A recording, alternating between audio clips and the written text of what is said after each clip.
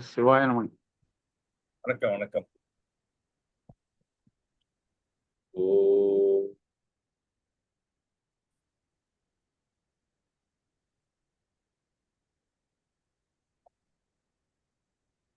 ஆன்மீக பெரியோர்கள் அனைவரையும் பணிவுடன் வணங்கி,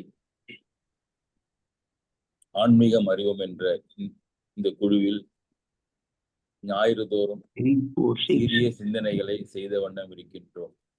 அன்றைய முறையில் அத்தகைய முறையில் இன்று பயனில சொல்லாமை என்ற பேச்சு என்ற பொது தலைப்பின் கீழ் வள்ளுவருடைய கருத்துக்களை பார்த்து கொண்டிருக்கின்றோம்.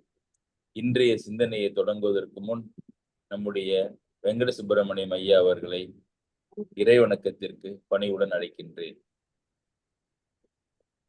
வணக்கம். முருகாமல் இருக்காதையா, முருகாமல் இருக்காதையா, முருகாரு முகனே உன் புகழ் தன்னை கேட்டுள்ள முருகாமல் இருக்காதையா, முருகா ஓராறு முகனே உன் புகழ் தன்னை கேட்டுள்ள உருகாமல் இருக்காதையா, உருகாமல் விழி நீரும்,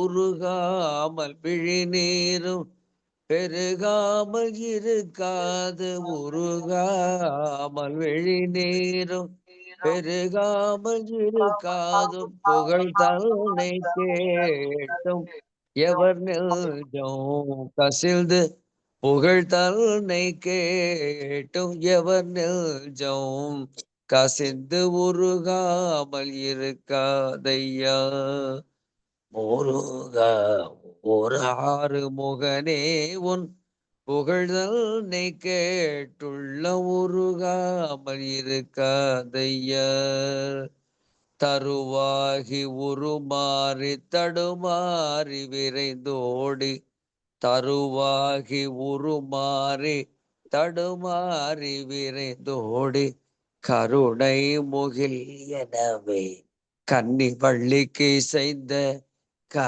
கருணை முகில் எனவே கன்னி வள்ளிக்கு செய்த முருகா குகா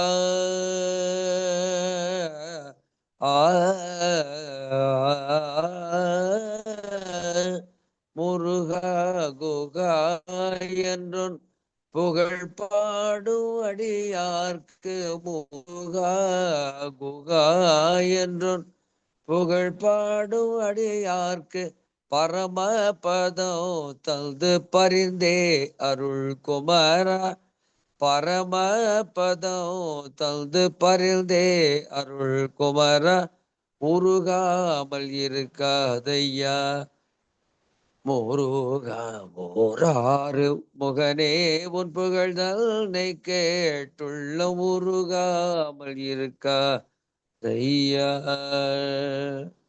லீலா ராமூர்த்தி அவர்கள் பாடல், லதாகிராதன். நன்றி. நன்றி நன்றி ஐயா, நன்றி.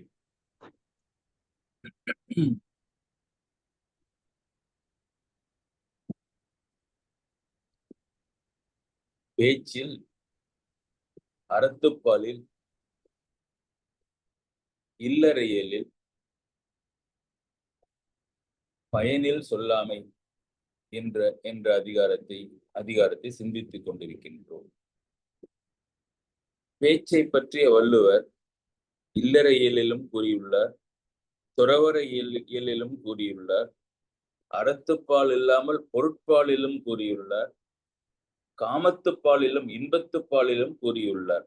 ஒவ்வொரு இயலிலும் அந்த பேச்சை பற்றி அவருடைய எம்பசைஸ் சீசா சேஞ்சஸ் அப்படியே மாறி மாறி போகின்றது.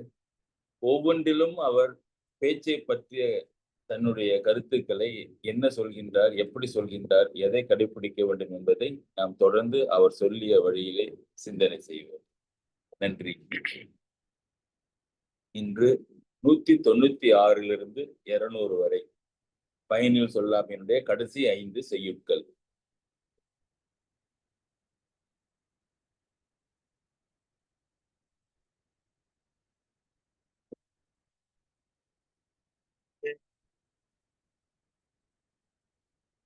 பயனில் சொல் மகனினல் மக்கட்பதடியனல். பயனில்லா சொற்களை பலமுறை பேசுகின்றவன் மனித பதரென ஒதுக்கப்படுவான். பயனில் சொல் பாராட்டுவானை மகனினல் மக்கட்பதடியனல். பயனில்லா சொற்களை பலமுறை பேசுகின்றவன் மனிதனல்ல மனித பதரென ஒதுக்கப்படுவான்.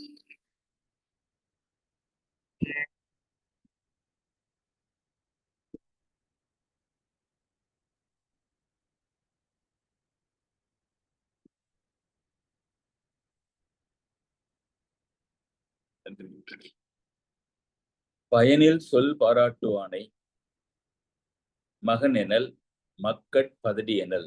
ரொம்ப கவனமாக கேட்க வேண்டிய செய்யுட்கள் இந்த ஐந்தும்.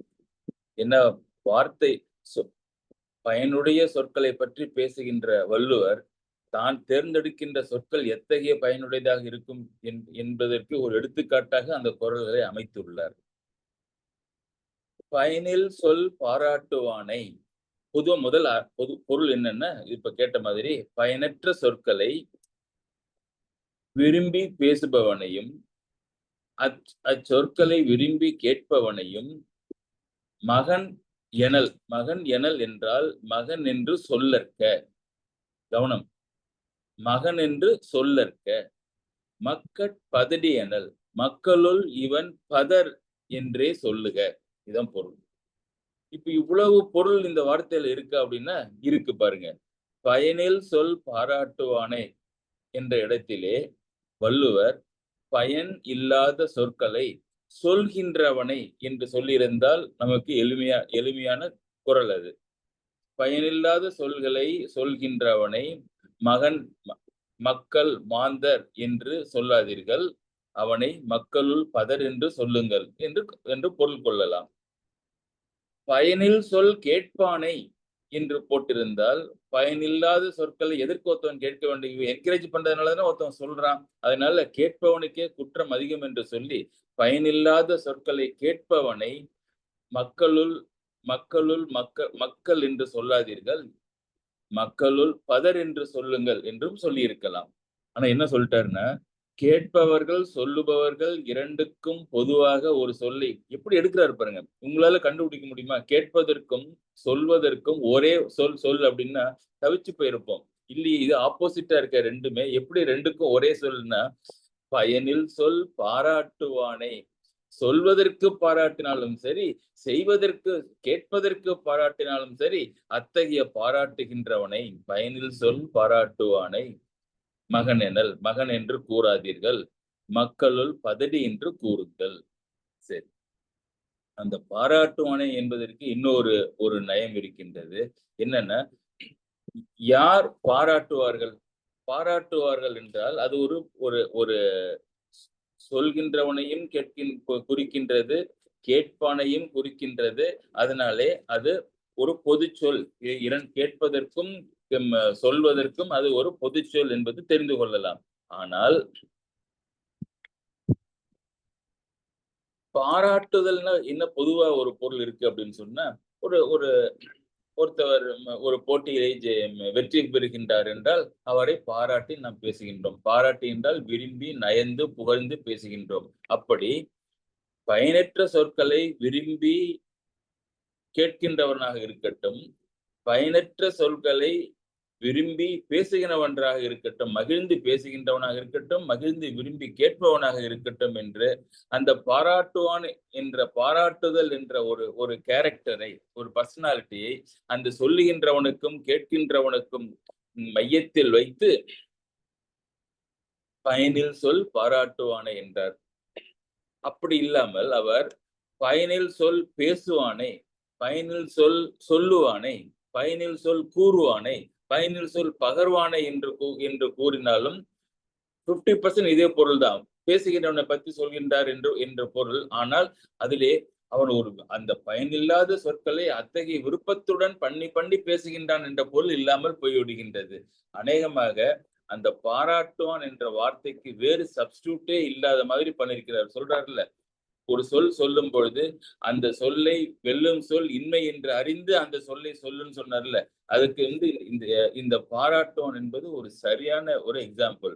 பயனில்லாத சொற்களை பாராட்டி விரும்பி மகிழ்ந்து பேசுகின்றவனும், பாராட்டி விரும்பி மகிழ்ந்து கேட்கின்றவனும்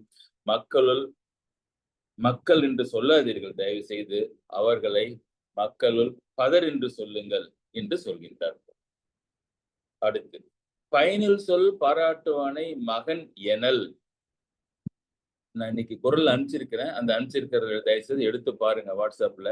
மகன் எனல், மக்கட் பதடி எனல் என்று இரண்டு முதல் வரியிலும் சரி இரண்டாவது வரியிலும் சரி எனல் எனல் என்று இருக்கின்ற பொழுது, நான் ஏன் பயனில் சொல் பாராட்டுவானை மகன் என்று சொல்லாதீர்கள், மக்களுள் பதடி என்று சொல்லுங்கள் என்று ஒரே வார்த்தை எனல் என்ற வார்த்தைக்கு எதிர்மறையும் பொருள் வருகின்றது, உடன்பாட்டிலும் பொருள் வருகின்றது.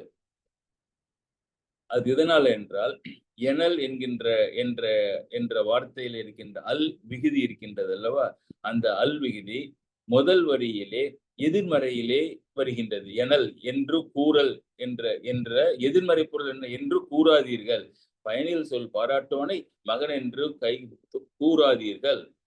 சரி, மக்களுள் பதடி எனல், அவர்கள் மக்களுள் பதர் என்று கூறுங்கள். இங்கு பின்னாலே வருகின்ற இரண்டாவது வருகின்ற எனல் என்பது அந்த அல் விகுதி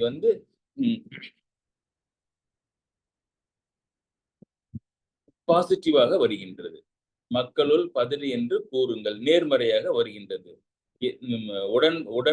உடன்பாட்டிலே வருகின்றது, முதலிலே வருகின்றது, எதிர்மறையிலே வருகின்றது. இப்படி இந்த அல் விகுதியானது எதிர்மறையிலும் வருகின்றது, பின்பு உடன்பாட்டிலும் வருகின்றது. அது வள்ளுவருக்கே இருக்கின்ற வார்த்தை விளையாட்டு. ஒரு இலக்கணத்தை எடுத்து கொண்டோம் என்றால், இங்கே ஒரு இலக்கணம் வருகின்றது. எனல், பயனில் சொல் பாராட்டுவானை மகன் எனல். மகன் எனல் என்றால் அந்த என்று கூறாதீர்கள், மக்கட் பதடி எனல் என்று கூறுங்கள் என்று ஒரு விகுதி ஒரு உத்தரவுடன், செய் என்ற உத்தரவுடன், செய் அல்லது செய்யாதே என்ற உத்தரவுடன் வந்தால் அந்த விகுதிக்கு வியங்கோல் என்று பெயர். வியங்கோல் என்றால் கொஸ்டின் வச்சுங்களேன், இன்ஸ்ட்ரக்ஷன் வச்சுங்களேன், உத்தரவுன்னு வச்சுங்களேன். வியங்கோல் இங்கே எனல் என்பது அந்த அல் விகுதியானது வியங்கோல் வினையால் முடிகின்றது. சொல் என்று கூறல். அப்ப அது வியங்கோல் என்பது ரொம்ப ஈஸியான ஒரு இலக்கணம் தான். அதை புரிஞ்சுக்கிட்டோம்னா எப்படி பயன்படுத்தலாம்னு தெரியுது. என்னல்னா நீங்க தேர்ட் பார்ட்டில அவரே வள்ளுவரே சொல்றார், என்று கூறுங்கள் என்று கூறற்க என்று. பயனில் சொல் பாராட்டுவானை மகன் எனல், மகன் என்று கூறாதீர்கள். மகன் இங்கே மகன் என்றால் சன் அல்ல, மகன் என்றால் மாந்தர், மக்கள், மனிதர் என்று சொல்லாதீர்கள். மக்கள் பதடி எனல், மக்களுள் அவர்கள் பதடி என்று சொல்லுங்கள் சொல்றார் என்று சொல்லுக. எவ்வளவு கோபம் இந்த பயனில்லாத சொற்களை வள்ளுவர் பேசுகின்றவர்களை பார்த்து வள்ளுவருக்கு இருக்கிறது பாருங்க. நம்மளெல்லாம் பார்த்து சொல்றாரு அவரு, இவனை மனிதர்கள் என்று சொல்லாதீர்கள், மக்களுள் பதர் என்று சொல்லுங்கள் என்று முடிக்கிறார். இப்ப இங்கே ஒரு புதிய ஒரு வார்த்தை வருகின்றது, மக்கட் பதடி எனல். அது என்ன பதடி? பதடி என்ன? கிராமத்துல இருக்கிறவங்களுக்கு தெரியும். நெல் பயிர் முளைத்து வளரும் பொழுது அது கருவுற்று அந்த கதிரிலே அரிசி உண்டாகி இருக்கும். இப்படி ஒரு வயலிலே எல்லா பயிர்களிலும் அரிசி உண்டாகி இருக்கின்ற பொழுது ஏதோ 1-2 பயிர்களிலே அங்கே அரிசி தோன்றாமல் அந்த நெல் கதிரானது இருக்கும், ஆனால் அதிலே அரிசி இருக்காது. பார்ப்பதற்கு நெல் அரிசி உடையது மாதிரியே இருக்கும், ஆனால் அதை அடித்து பார்த்தால் அதிலே அரிசி இருக்காது, அது வெறுமனே தான் இருக்கும். அது எப்படி கண்டுபிடிப்பாங்க அப்படின்னா, பயிர் செய்பவர்கள் அரிசி இருக்கின்ற நெற்கதிரானது அந்த அரிசியினுடைய எடையினால் அது ஒரு கதிர்னா ஒரு 200 300 நெற்பயிர்கள் நெல் அரிசி இருக்கும். அதனாலே அந்த கதிர் அப்படியே வளைந்து தலை சாய்ந்து பூமியை பார்த்து இருக்கும். எடை இல்லாத காரணத்தினாலே இந்த பதடி என்பது சூரியனை பார்த்து நேராக நிற்கும். அதுல சிம்பாலிக்கா இன்னொரு பொருள் காட்டுகின்றார் வள்ளுவர். மக்களுள் பதடியாக இருப்பவர்கள் அறிவு என்ற அரிசி அவர்களுடைய மண்டையில இல்லாத காரணத்தினாலே நேராக வளையாமல் நிற்பார்கள். ஆனால் அறிவு என்ற ஒன்று அவர்களுடைய மூளையிலே இருந்தால் அம்மக்கள் அந்த கணத்தினாலே தலை குனிந்து அடக்கத்துடன் இருப்பார்கள். பதர் தலை நிமிர்ந்து நிற்கும். அறிவில்லாத மூடவர்கள் அவ்வாறு தலை நிமிர்ந்து நிற்பார்கள். அறிவுடைய பெரியோர்கள் தலை குனிந்து இருப்பார்கள். எப்படி அரிசி உடைய அந்த நெற்கதிர்கள் தலை குனிந்து நிற்குமோ அவ்வாறு.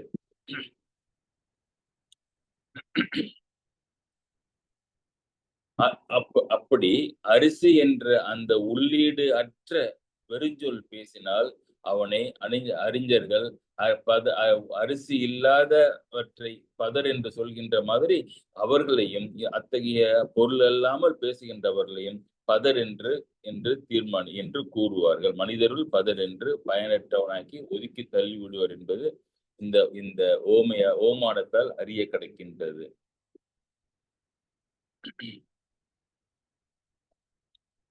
அடுத்து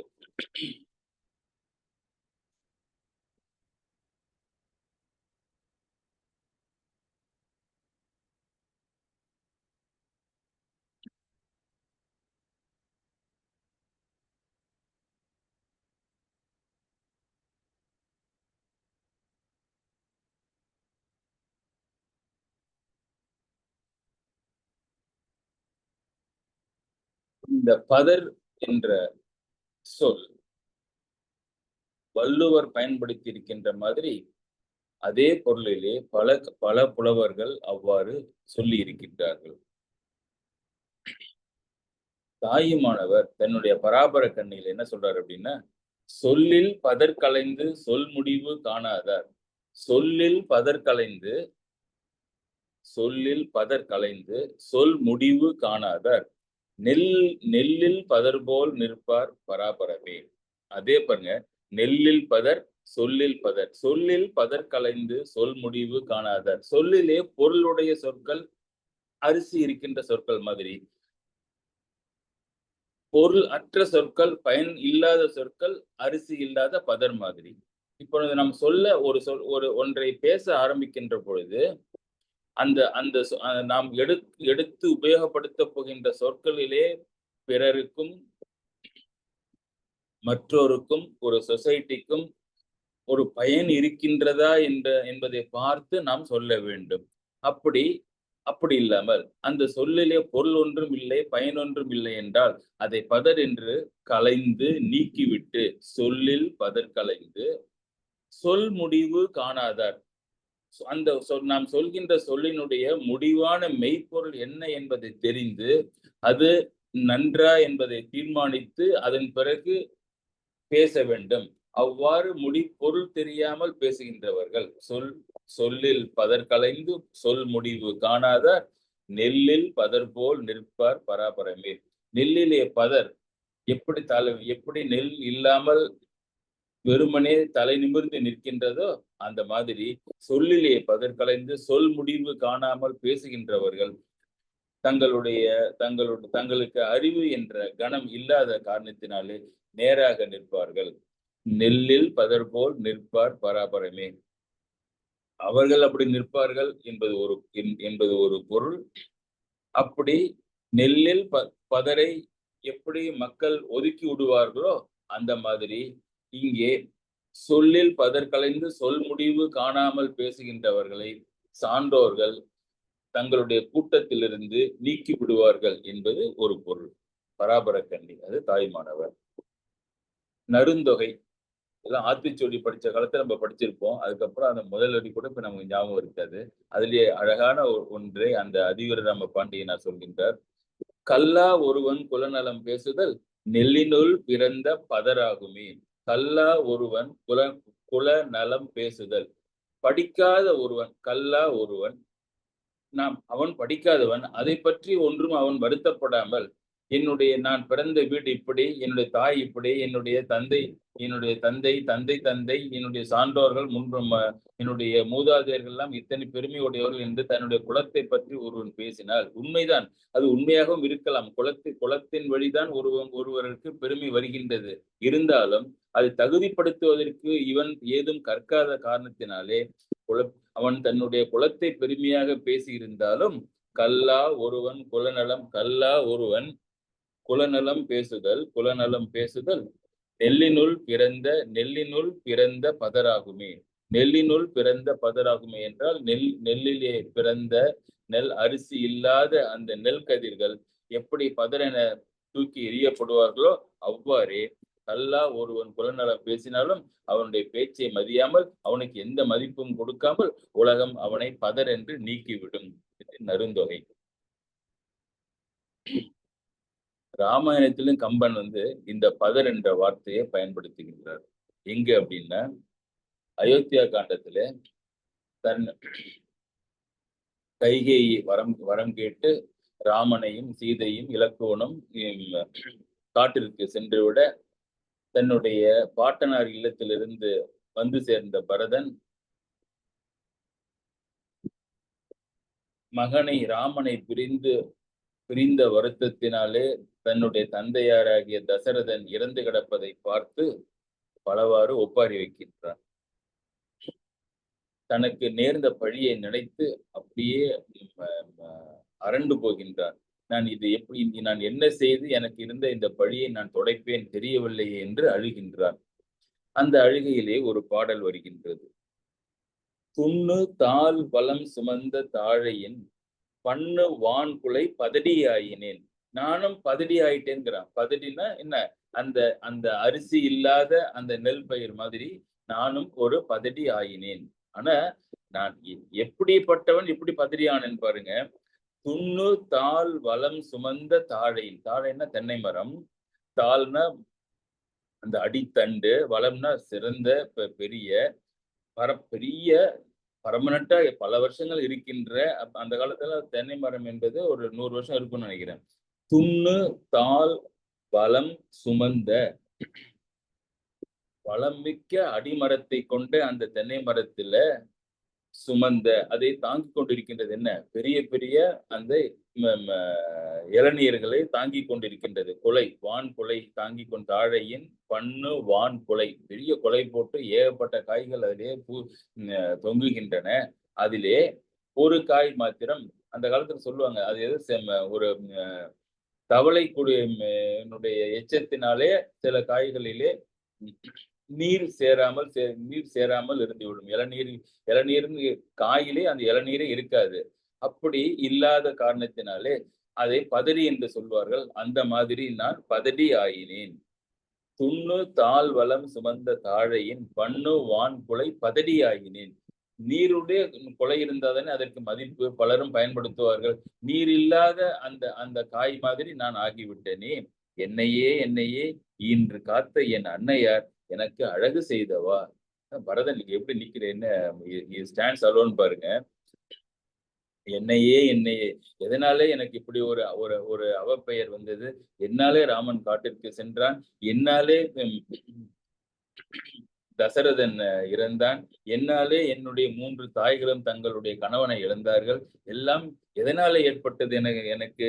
என் பொருட்டு என்னையே ஈன்று காத்த என் அன்னையே, என்னை பெற்றெடுத்து என்னை காத்து வளர்த்த என் அன்னையே, என்னுடைய கைகேயியே எனக்கு அழகு செய்தவா. ஈன்று காத்த என் அன்னையார் எனக்கு அழகு செய்தவா. எனக்கு என்ன நல்லது பண்ணிருக்காங்க பாருங்க. என்னைக்கு எத்தனை இந்த அவப்பெயர் எனக்கு எப்பொழுது போகும் என்று இகழ்ச்சி குறிப்பிலே அந்த செய்யுள் முடிகின்றது. ஈன்று காத்த என் அன்னையார் எனக்கு அழகு செய்தவா. பரதனுடைய ஒரு அல்டிமேட் பர்சனாலிட்டி என்ன அப்படின்னு சொன்னா, அவன் கோபப்பட்டாலும் சரி, வருத்தப்பட்டாலும் சரி, அவனுடைய வார்த்தைகள் வள்ளுவனுடைய இன்சொல்லுக்கு அவனை மாதிரி ஒரு உதாரணம் யாரும் கிடையாது. எல்லோரும் இன்புற பேசுகின்றவன் ராமன் என்று சொல்கின்றார்கள். ஆனால் பரதன் பாருங்க, இத்தனை கோபம் தன்னுடைய தாய் கைகேயி மேல, உலகமெல்லாம் பாவமும் பழியும் துன்பமும் வருகின்றபடி நீ செய்து விட்டாலே தன்னுடைய தாய் என்று என்று பேசுகின்ற பொழுது கூட என்ன பேசுறாரு பாருங்க, ஈன்று காத்தை அவ தப்பு இல்லை, அது வரைக்கும் தப்பு இல்லை. என்னை பெற்றெடுத்தால் என்னை காத்தால் ஈன்று காத்த என் அன்னையார் அப்படின்னா. அன்னையார்னு ஆறு என்னப்பா, என் அன்னைன்னே சொல்லியிருக்கலாம். அன்னைனாலே தாய் தான், என் அன்னை. ஆனா அதுல 6 விகுதியை சேர்த்து அப்பறைக்கு நாவுக்கரசர் அப்பறைன்னு வச்சாங்கல்ல பேரு. அந்த மாதிரி ஈன்று காத்த என் அன்னையார் எனக்கு அழகு செய்தவா, என்னுடைய அன்னையார் இப்படி எனக்கு நல்லது பண்ணி பேரை கெடுத்து வச்சுட்டு போயிட்டாங்களே, அழகு செய்தவன கெடுதல் பண்ணி வச்சுட்டு போயிட்டாங்களே என்று என்று என்று வருந்துகின்றார். இதிலே அவன் ஒரு பதடிக்கு ஒரு உதாரணம் கம்பன் சொல்கின்றான். துண்ணு தாள் வளம் சுமந்த தாழையின், தென்னை மரத்திலே, பெரிய தென்னை மரத்திலே குலை தள்ளி இருக்கின்றது, காய்கள் நிறைய இருக்கின்றன. அதிலே நீர் இல்லாத ஒரு பதடி மாதிரி பரதன் ஆகிவிட்டான் அப்படின்னு என்ன பொருள் என்றால், அந்த பனைமரம் என்பது ரகுவம்சம். அந்த ரகுவம்சம் நீண்ட நாட்களாக இருக்கின்றது. அந்த பெரிய தென்னை மரம் மாதிரி வளர்ந்து உயர வளர்ந்து பல நாள் நீண்டு இருக்கின்றது. அதிலே பல நல்ல இளநீர்கள் இருக்கின்ற மாதிரி பகீரதனிலிருந்து தொடங்கி ஹரிச்சந்திரன் வழியாக தசரதன் வரை எத்தனையோ பெரிய அரசர்கள் எல்லாம் தோன்றி நாட்டுக்கு நன்மை செய்து உள்ளார்கள். அத்தகைய வம்சத்திலே பிறந்து அவர்களுடன் இருக்க வேண்டிய நான் இப்படி நீர் இல்லாமல் பதடியாக, நான் மாத்திரம் இப்படி பதடியாக அந்த குளத்திலே தோன்றிவிட்டேனே என்று கம்பனுடைய உதாரணம் ஒரு பர்ஃபெக்ட் பொருத்தமாக அவனுடைய வார்த்தையிலே வருகின்றது. துண்ணு தாள் வளம் சுமந்த தாழையின் பண்ணு வான்குலை பதடியாயினேன், என்னையே ஈன்று காத்த என் அன்னையார் எனக்கு அழகு செய்தவா. அடுத்து 197.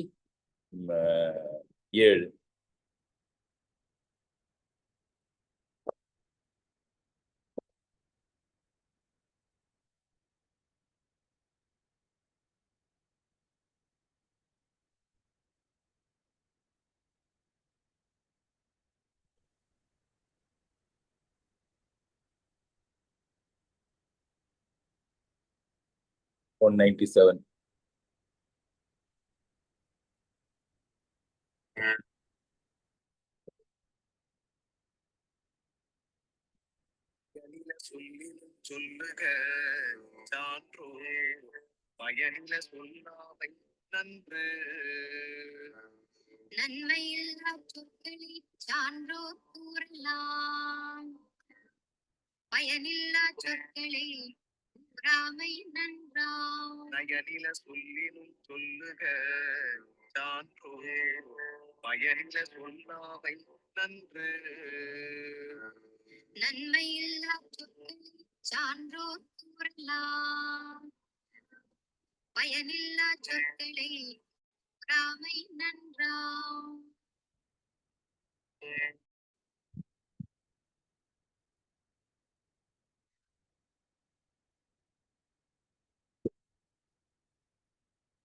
பயனில சொல்லினும் சொல்லுக சான்றோர் பயனில சொல்லாமை நன்று.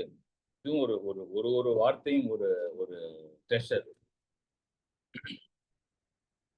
முதல் 3 வார்த்தை ரொம்ப எளிமையா இருக்கு. நயனில சொல்லினும் சொல்லுக. நயனில என்றால் நயன் இல, நேர்மையற்ற, நேர்மை இல்லாத, நீதி இல்லாத சொற்களை சொல்லினும் சொல்லுக. நயனில சொற்களை சொல்லுகன்னு சொல்லல, கவனிங்க. நயனில சொற்களை சொல்லினும் சொல்லுக அப்படின்னு என்ன பொருள்? சொல்லினும் என்பதுதான் இங்க அந்த அந்த அந்த பாயிண்ட டிஃபைன் பண்ணுது. எங்கேயாவது வள்ளுவர் நயனில்லாத சொற்களை, நீதியும் நேர்மையும் தர்மமும் இல்லாத சொற்களை சொல்லுக என்று சொல்லுவார். சொல்லவே மாட்டாரு. அப்ப எதுக்கு இது போட்டாருன்னா, சொல்லினும் சொல்லுக என்றால் அவருக்கு ஏதோ ஒரு இக்கட்டான ஒரு சூழ்நிலை இப்ப வந்து கொண்டு இருக்கின்றது. அதை முன்கூட்டி யோசிச்சு இப்ப சொல்கின்றார். நயனில்லாத சொற்களை சொல்லினும் சொன்னாலும் சொல்லுக. பரவாயில்ல, நான் மன்னித்து விடுகின்றேன், சொல்லி கொண்டு போய் தொலையுங்கள் என்கின்றார். நயனில சொல்லினும் சொல்லுக. ஆனால் உடனே டிஃபைன் பண்ணாரு. நான் அதை யாருக்கு சொல்றேன்னு சொன்னாரு? எனக்கு சொன்னாரா? கிடையாது. நயனில சொல்லினும் சொல்லுக சான்றோர் அப்படின்னாரு. சான்றோர் என்றால் கற்றறிந்த மேதைகள், புலவர்கள், அறிவுடையோர்கள் என்ற பெரியோர்கள். நயனில சொல்லினும் சொல்லுக சான்றோர்கள். நான் அவர்களை மனதிலே வைத்துதான் இந்த குரலை நான் பாடுகின்றேன். சான்றோர்கள் பயனில சொல்லாமை நன்று. அது சான்றோர்கள் ஆன உடனே சான்றோர்களுக்கு அட்வைஸ் பண்றப்போ அப்படியே தன்னுடைய டோன் எப்படி மாத்திட்டாரு பாருங்க வள்ளுவர். பெரிய ஆள் அவரு. அதே மாதிரி சொல்ல வேண்டியதானே, சான்றோர்கள் பயனில்லாத சொற்களை சொல்லக்கூடாதுன்னு சொன்னார? இல்லையே. என்ன அழகா நாசுக்காக போடுறாரு பாருங்க. சான்றோர் பயனில சொல்லாமை நன்று. நன்றுன்னா நல்லது. அவங்களுக்கு ரொம்ப மைல்டா சொன்னா போதும், மிரட்ட வேண்டாம். சான்றோர்கள்னா நல்லது. நீங்க நல்ல பயனில்லாத சொற்களை சொல்லாமல் இருத்தல் நல்லது. நம்மள மிரட்டணும், நம்ம எரும மாடு மாதிரி இருக்கணும், பார்த்து தோளால வச்சு அடிக்கணும், கையால வச்சு அடிக்கணும், அதெல்லாம் அவங்களுக்கு தேவையில்லை சான்றோர்களுக்கு. அப்ப சான்றோர்களை பார்த்து என்ன சொல்றாரு அப்படின்னா, ஐயா சான்றோர்களே, நீங்கள் நேர்மையற்ற, நீதியற்ற, தர்மமற்ற, நம்ம நயனில என்பது இந்த குரல் இந்த அதிகாரத்துல பல இடத்துல பாக்குறோம். நயன்சார் அப்படி நயன்சாரான்னு. நயனில சொல்லினும் சொல்லுக. எடுத்துன்னு ஒரு அடி இந்த பாட்டுல ஒரு மண்டையில நம்ம நிமிர்ந்து உட்கார வைக்கின்ற ஒரு வார்த்தை. நயனில சொல்லினும் சொல்லுக. ஆனால் சான்றோர்களே, பயனில்லாத சொற்களை நீங்கள் சொல்லாமல் இருத்தல் நன்று. சிந்தனைக்கு வருவோம். சொல்லினும் என்ற வார்த்தைக்கு நேர்பொருள் இங்கே என்ன பொருளிலே வருகின்றது என்றால், அவர்கள் சொல்ல மாட்டார்கள் என்று நின்று நிற்கின்றது. அவர்கள் சொல்லினும் என்பதால் என் சொல்லாமை பெறப்பட்டது. சொல்லாமை, அவர்கள் சொல்ல மாட்டார்கள். நயனில சொல்ல மாட்டார்கள். இருந்தாலும் சொல்லிக் கொள்ளுங்கள். ஒரு பிரச்சனை வர்றப்ப, ஏன்னா அதுக்கு பதிலாக பயனில்லாத சொற்களை நீங்கள் பேசாமல் இருந்தால் நன்று. ஒரு குவிட் ப்ரோக்கோ போடுறாரு, ஒரு எக்ஸ்சேஞ்ச் போடுறாரு. எந்த காலத்திலையும் பயனில்லாத சொற்களை நீங்கள் சொல்லக்கூடாது, சொல்லாமல் இருத்தல் நல்லது. ஆனால் அதற்காக இப்போது ஒரு சமயத்துல நயனில்லாத சொற்களை சொல்ல வேண்டியிருந்தாலும் சொல்லிக் கொள்ளுங்கள் என்பது பொருள். ரெண்டு மூணு ஒரு சந்தேகம் நமக்கு வரலாம்.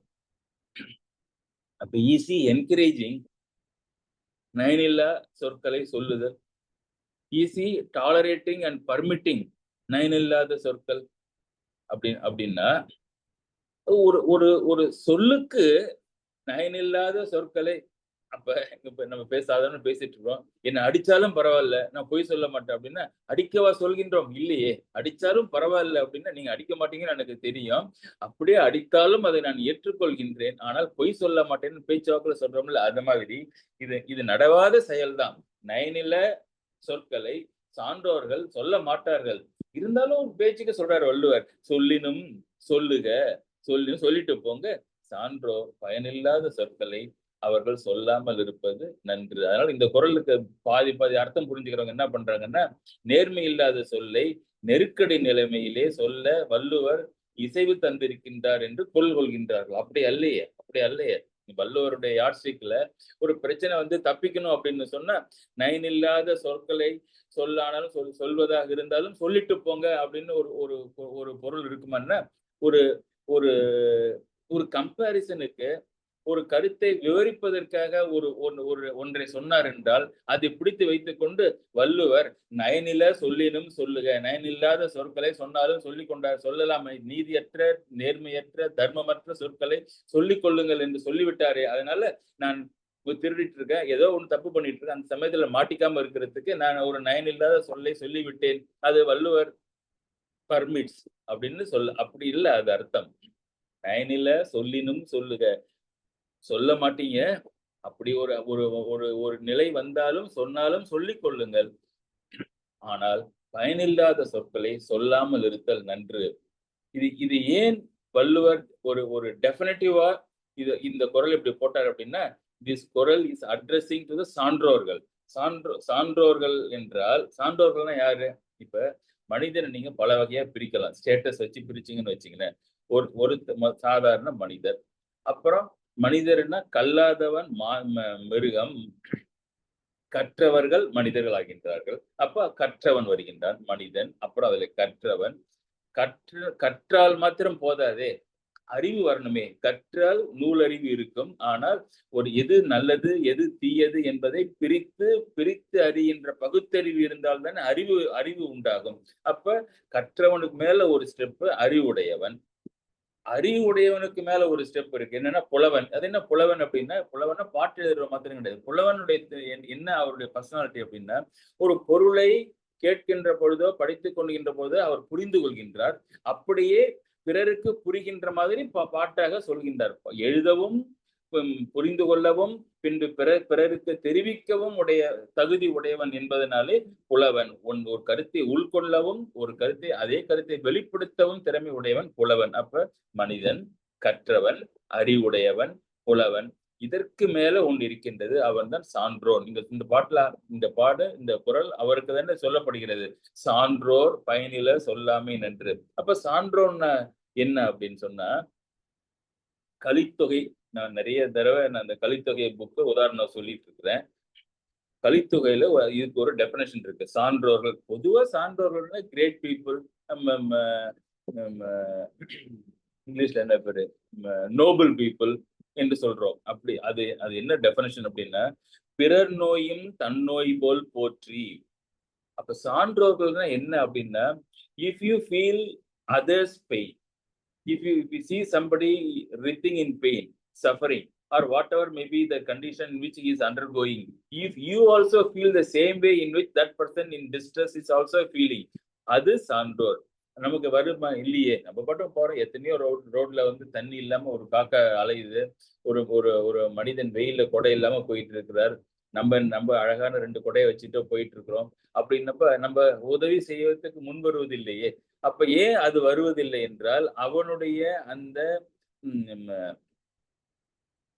அந்த அந்த அவஸ்தையை நாம் அனுபவிப்பது, அவன் அனுபவிக்கின்றான், நாம் அனுபவிக்காமல் சென்று கொண்டிருக்கின்றோம். அவ்வாறு இல்லாமல் ஊரினுடைய துன்பத்தை எல்லாம் தன் துன்பமாக எவர் அனுபவிக்கின்றாரோ அவர் சான்றோர். பிறர் நோயின் தன் நோய் போல் போற்றி. போற்றின்னு அனுபவித்து, அப்ரிசியேட், போற்றி. அறனறிதல் சான்றோர்க்கு எல்லாம் கடன். அறனறிதல், அரண் என்றால் டூஸ் அண்ட் டோர்ஸை தெரிந்து வைத்திருக்கின்றவர்.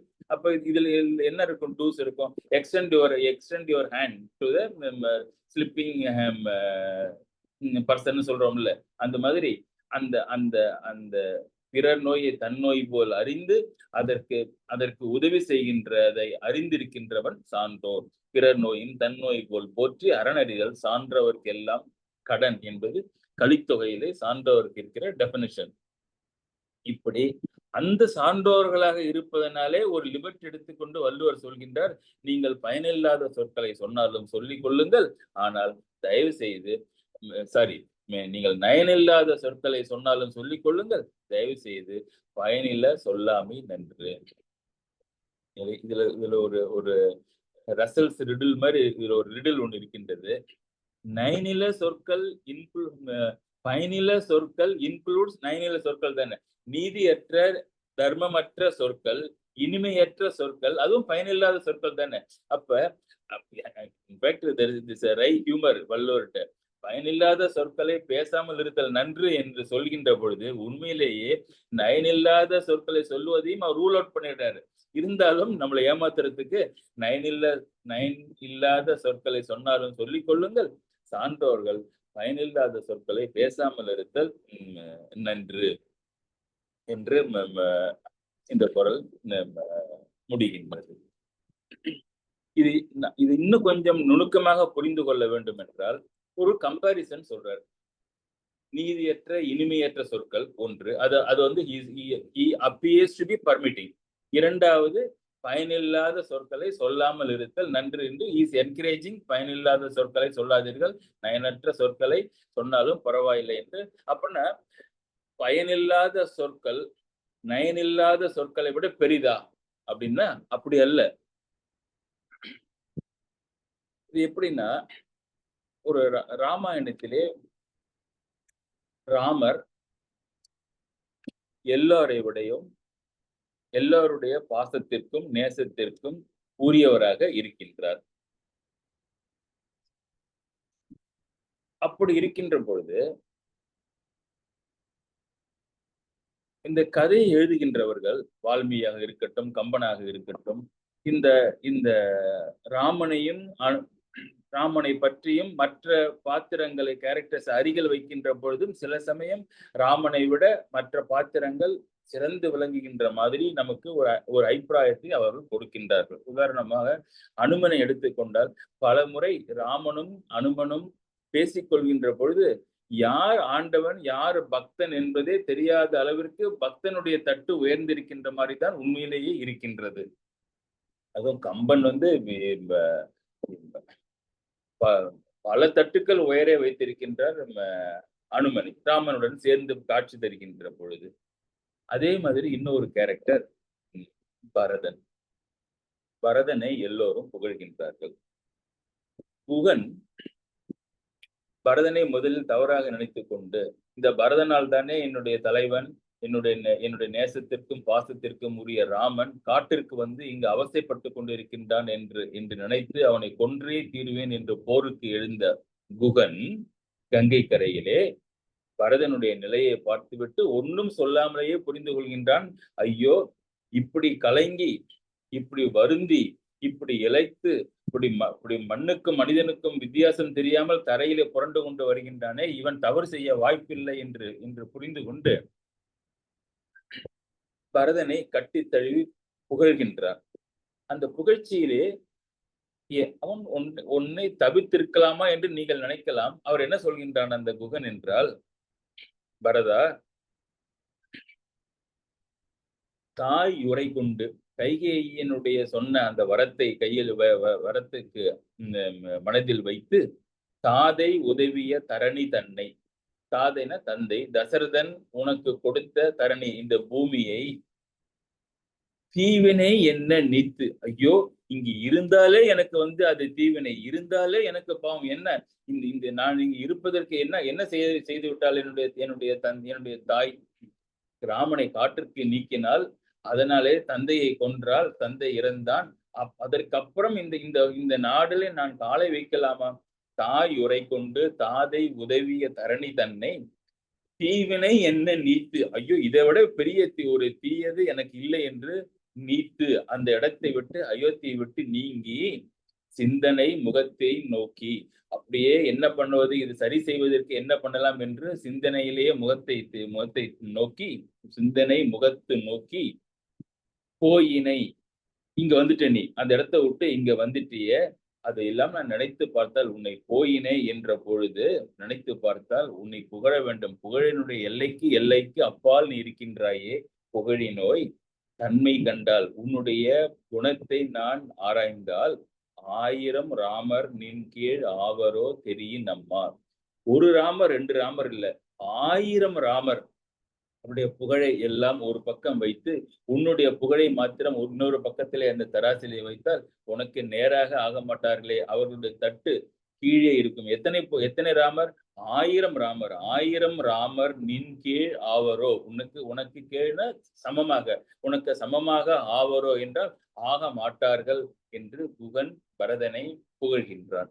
அப்படின்னா ராமன், இது பரதன் ராமனை விட பெரியவனா? ராமனை விட புகழ்வான். ராமன் தானே பெருமாளுடைய அவதாரம். அந்த அவதாரத்தின் நோக்கத்திற்கு வந்த எத்தனையோ கேரக்டர்களே பரதன் ஒருவன்.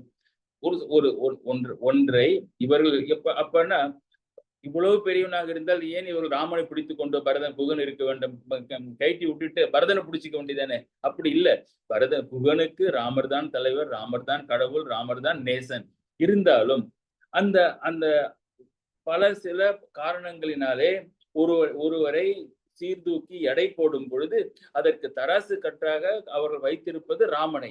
அந்த ராமனுடன் ஒப்பிட்டு இவர் ராமர் அளவுக்கு வரவில்லை என்று சொல்கின்றார்கள், அல்லது ராமருக்கு சமமாக இருக்கின்றார்கள் என்று சொல்கின்றார்கள், அல்லது ராமனை விஞ்சியும் இருக்கின்றார்கள் என்று சொல்கின்றார்கள் என்று எடுத்துக்கொள்ள வேண்டுமே ஒழிய, கம்பன் இப்படி சொன்னதனாலே குகன் இப்படி சொன்னதனாலே ராமனை குகன் விட்டு பரதனை வணங்க ஆரம்பித்து விட்டான் என்பது பொருள் கிடையாது.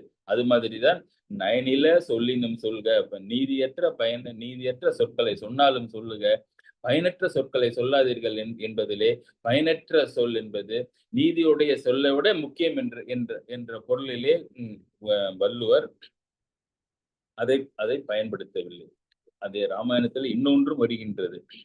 கடைசியிலே ராமன் வரவில்லை என்று எண்ணி தீக்குளிக்க முடிவு செய்கின்றான் பரதன். 14 ஆண்டுகள் வரவில்லை ஆகிவிட்டன, அண்ணன் வரவில்லை, இனிமேல் நான் இருக்க மாட்டேன் என்று சொல்படி நான் உயிரை முடிப்பேன் என்று முடிவெடுத்து சமயத்திலே அங்கே ராமனுடைய தாய் வருகின்றாள், கோசலை வருகின்றாள்.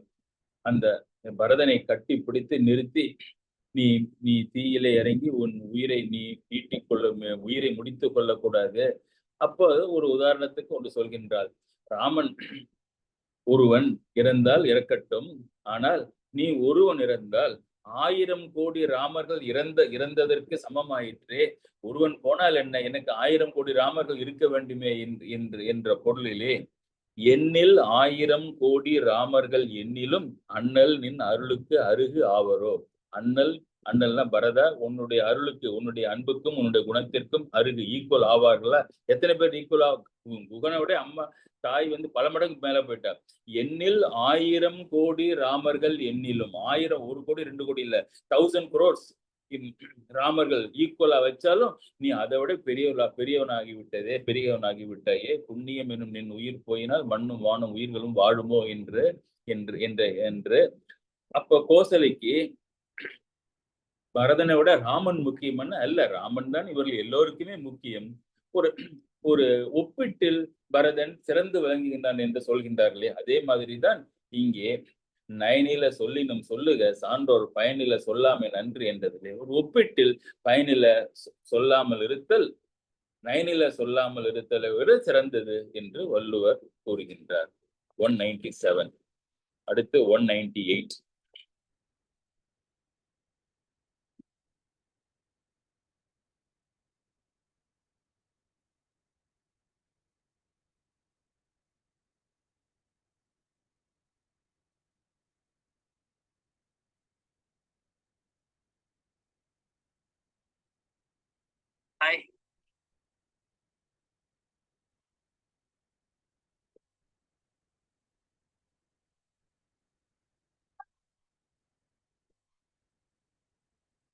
பயன் சொல்லார் பெரும் பயன் இல்லாத சொல்.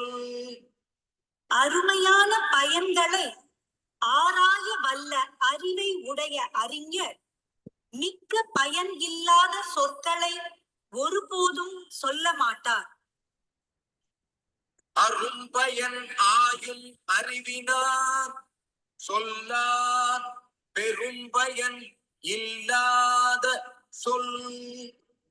அருமையான பயன்களை ஆராய வல்ல அறிவை உடைய அறிஞர் மிக்க பயன் இல்லாத சொற்களை ஒருபோதும் சொல்ல மாட்டார்.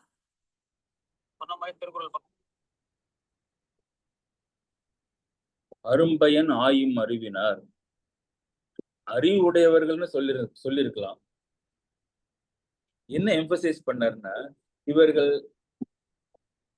அறிவுடையவர்களாக இல்லாமல் அது மாத்திரம் இல்லாமல் இவர்களும் இன்னொரு பண்பும் இருக்கின்றது. என்ன அப்படின்னா, அரும்பயன் ஆயும் அறிவினார். தங்களுடைய சொல்லுகின்ற சொல்களிலே பயன் இருக்கும், ஆனால் அது அரிய பயனாக இருக்கும், அந்த வாழ்க்கைக்கு ஒரு குறிக்கோளாக இருக்கும், அது அரிய குறிக்கோளாக இருக்கும் என்று எதிலையுமே பெரிய ஆழ்ந்த கருத்துக்களை ஆராய்கின்ற அறிவுடையவர்கள். அரும்பயன் ஆயும் அறிவினார். வாழ்க்கையில் அடையக்கூடிய மேலான பயன்களை எல்லாம் எப்பொழுதுமே உட்கார்ந்து ஆராய்ந்து கொண்டிருக்கின்ற இந்த அறிவினார் பெரியோர்கள் சொல்லவே மாட்டார்கள்.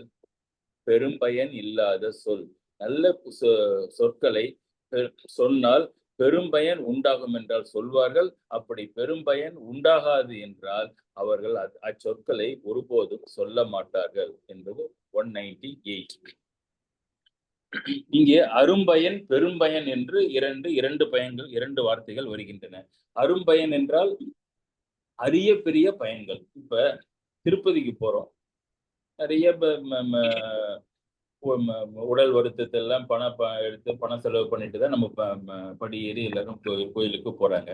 ஆனால் அங்கே வெங்கடேச பெருமாளுக்கு முன்னாலே நின்று என்ன பயனை நீங்கள் எதிர்பார்த்து வேண்டிக் கொண்டீர்கள் என்றால் என்ன கேட்கிறாங்க? எனக்கு வயிற்று வலி போகணும், எனக்கு பரீட்சையில மார்க் வாங்கணும், வேலை கிடைக்கும் என்று மிக சாதாரணமான எளிய பயன்களை அவர்கள் கேட்கின்றார்களே ஒழிய அரிய பயன்கள், வாழ்க்கையிலே அரிய பயன் என்ன? ஏதோ தெரியாமல் இந்த பிறவிலே பிறந்து விட்டோம், ஊழ்வினை உறுத்துகின்றது, இந்த வினை பயன்கள் எல்லாம் இந்த ஜென்மத்திலேயே நான் பல கஷ்டங்களை அனுபவித்து கழித்து முடித்த பிறகு பிறவி ஏதும் இல்லாத ஒரு இறப்பை எனக்கு கொடு என்று நம்ம இறைவனை கேட்கலாம். அது அரும்பயன். எதுக்கு பரீட்சையில பாஸ் பண்றதுக்கு எதுக்கு நம்ம கேட்கணும்? பரீட்சையில பாஸ் பண்ணுவதற்கு நமக்கு அறிவு வேண்டும். அந்த அறிவை கொடு என்று கேட்டால் அந்த இறைவன் அவர் கொடுப்பாரான்னு கொடுப்பதற்கு அங்க இருக்கிறாரான்னு எனக்கு தெரியாது, கொடுத்தாலும் அதற்கு பயன்படுமான்னு எனக்கு தெரியாது. இருந்தாலும் கொடுப்பார், அது பயன்படும் என்றே வைத்துக் கொள்வோம். அறிவை கொடு என்று கேட்டால் அந்த அறிவை கொண்டு அந்த தேர்வையும் எழுதலாம். வாழ்க்கையிலே வருகின்ற எல்லா பிரச்சனைகளுக்கும் அந்த அறிவை பயன்படுத்தி சிறந்து வழங்கலாம் அல்லவா? அது இல்லை. எனக்கு இப்பொழுதைக்கு எனக்கு இந்த செகண்ட் இயர் பாஸ் பண்றதுக்கு எனக்கு ஹெல்ப் பண்ணுங்கன்னு கேட்கிறோமே ஒழிய ஒரு ரொம்ப டெம்பரரியாக ஃபிளீட்டிங்கா இருக்கின்ற பயன்களை கேட்கின்றமே ஒழிய அரும்பயனை நாம் மனதாலும் யோசிப்பதில்லை. ஆனால் இவர்கள் என்ன செய்கின்றார்கள் என்றால் அரும்பயன் இவங்க போய் கடவுள்கிட்ட போய் கேட்கல. பாசிபிளி வள்ளுவருடைய அறிவுடையவர்கள் maybe the last person in the queue in the temple. அரும்பயன் ஆயும் அறிவினார். அந்த அரும்பயன் வாழ்க்கையிலே எப்படி அடைய வேண்டும் என்பதை, அரும்பயன் அவை எவற்றை எப்படி அடைய வேண்டும் என்பதை ஆராய்ச்சி செய்கின்ற அறிவுடையவர்கள் ஃபைன் சொல்லார். எப்பொழுதுமே சொல்ல மாட்டார்கள் பெரும்பயன் இல்லாத சொல். பெரும் பயனுடைய சொற்களை ஒரு சொல் சொல்லும் பொழுது அதற்கு பயன் இருக்கின்றதா, அது பெரும் பயனுடையது இருக்கின்றதா என்று பார்த்து சொல்வார்கள். அப்படி அந்த தேர்விலே அது ஃபெயில் என்றால் அந்த வார்த்தையை அவர்கள் சொல்ல மாட்டார்கள். they will reject that வார்த்தை, அந்த வேர்ட்ஸ். சரி, அது அரும்பயன்.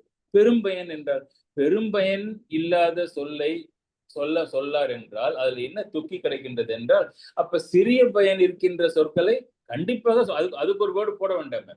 பெரும்பயன் இல்லாத சொல்லே இவங்க சொல்ல மாட்டாங்க அப்படின்னு சொன்னா, சிறிய பயன் இல்லாத சொற்களை கண்டிப்பாக சொல்ல மாட்டார்கள் என்பது அந்த பெரும்பயன் இல்லாத சொல் இன்க்ளூட்ஸ் சிறிய பயன் இல்லாத சொல் என்பதை நாம் எடுத்துக்கொள்ள வேண்டும்.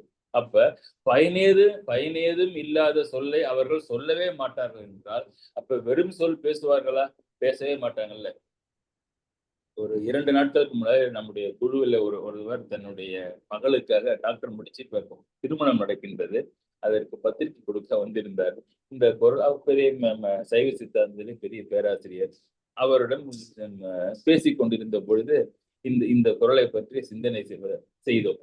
அப்ப அவர் சொன்னார், இதெல்லாம் நடக்கின்ற உண்மை செய்ய வேண்டும் என்றால் நான் உங்களுக்கு பத்திரிகை கொடுக்க வந்தது சரி, அதிலே இப்ப இவ்வளவு நேரம் பேசிக் கொண்டிருந்தோமே, வள்ளுவர் அதையெல்லாம் பேசுவதற்கு நமக்கு பர்மிஷன் கொடுக்காத மாதிரி தானே இருக்கின்றது என்றால் கரெக்ட்.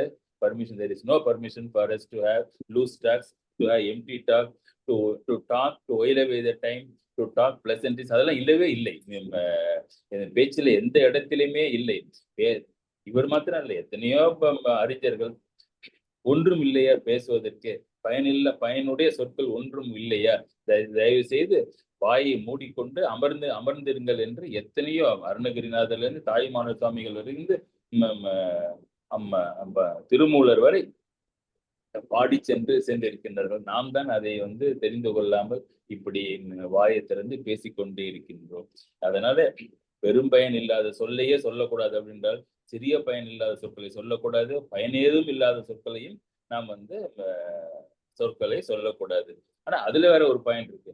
பயன் என்றால் யாருக்கு பயன்? கண்டிப்பாக எனக்கு ஒரு பயன் தருகின்றது என்றால் நானே சொல்லலாம் என்றால் சொல்லக்கூடாதுன்னு, அது செல்ஃபிஷ்.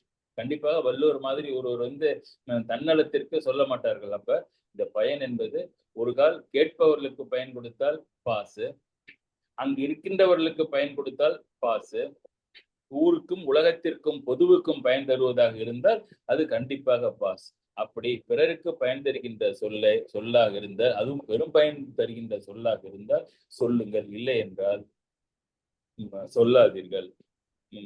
நீங்கள் சொல்கின்றீர்களோ இல்லையோ, அரும்பயன் ஆயும் அறிவுடையவர்கள் கண்டிப்பாக சொல்லார் என்று வள்ளுவர் இதிலே சாதிக்கின்றார்.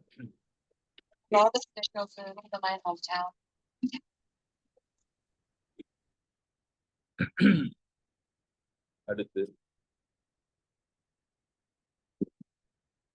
எதற்காக இப்படி பெரும் சொல் நாம் பேசக்கூடாது? வள்ளுவர் இப்ப நான் சொன்ன மாதிரி ஒயிலவே த டைம் பேசினா என்ன தப்பு அப்படின்னா, கண்டிப்பாக தப்பு என்பதை வள்ளுவரை விட்டு விடுங்க. மற்றவர்கள் என்ன சொல்லியிருக்காங்கன்னு பாத்தீங்க அப்படின்னா, நாலடியார்லே ஒரு செய்யுள் 256 கற்றறிந்த நாவினார் சொல்லார் தம் சோர்வஞ்சி. முதல்ல படிக்காதவன் வாய் தரக்கூடாது. Because don't open you're mouth and confirm you're a fool instead of at least keep it shut and leave it out அப்படிங்கிறது ஆங்கில பழமொழி. அப்ப நமக்கு அறிவு ஏதும் இல்லாத சமயத்திலே வாயை திறக்காமல் இருப்பது நல்லது. சரி,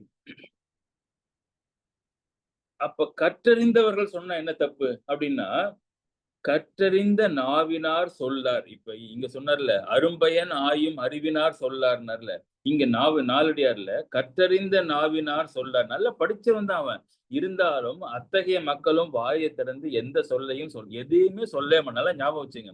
உடலுடன் வடவடன் பேசுறது எவ்வளவு பெரிய குற்றம் என்பதற்கு சொல்றேன் பாருங்க. கற்றறிந்த நாவினார் சொல்லார் தம் சோர்வு அஞ்சி. எதனால சொல்லாருங்கிறதுக்கு பதில் சொன்னார் நாலடியார்ல. தன்னுடைய சோர்வு அஞ்சி. சோர்வுன்னா மறதி. சோர்வுன்னா டயர்ட்னஸ் கிடையாது. மறதி, அயற்சியின் காரணமாக வருகின்ற குற்றம், இவையெல்லாம் வந்து தவறி செய்கின்ற குற்றம். இப்படி நாம் கவனமாக இருந்தாலும், கற்றறிந்த நாவுடையவர் தான் இருந்தாலும், ஏதோ ஒரு காரணத்தினாலே தவறி போய் சொல்லிலே ஒரு குற்றம் வந்துவிடுமே என்று பயந்து, அஞ்சுன்னு போட்டார் பாருங்க. தன் சோர்வு அஞ்சி பயந்து எதையுமே பேசாமல் இருப்பார்கள். ஒரு பயன் தருகின்ற வார்த்தை வர வேண்டும் என்றால் அந்த சமயத்தில் அவர் வாயிலிருந்து வறுமை ஒழிய மற்ற நேரத்திலே சுத்தமாக வாயை திறக்க மாட்டார்கள். Mark that line. கற்றறிந்த நாவினார் சொல்லார் தம் சோர்வு அஞ்சி. தன்னுடைய குற்றத்திற்கு பயந்து, குற்றம் வந்துவிடுமோ என்று பயந்து வார்த்தையை கொட்ட மாட்டார்கள். மற்றையர் ஆவார் பகர்வர். அப்படி கற்றறிந்த இல்லாதவர்கள், படிக்காதவன் தானே, அவனுக்கு இந்த அறிவு இல்லை. அதனால என்ன பண்ணுவாங்கன்னா பேசிட்டே இருப்பாங்க. மற்றையர் ஆவார் பகர்வர். மற்றையர் ஆவார் பகர்வர். பகர்வர்னா பேசுவார்கள். அவ்வாறு இல்லாதவர்கள் பேசிக்கொண்டே இருப்பார்கள். இதற்கு ஒரு உதாரணம் நாலடியார்ல வருகின்றது. ஒரு ஃபென்டாஸ்டிக் உதாரணம்.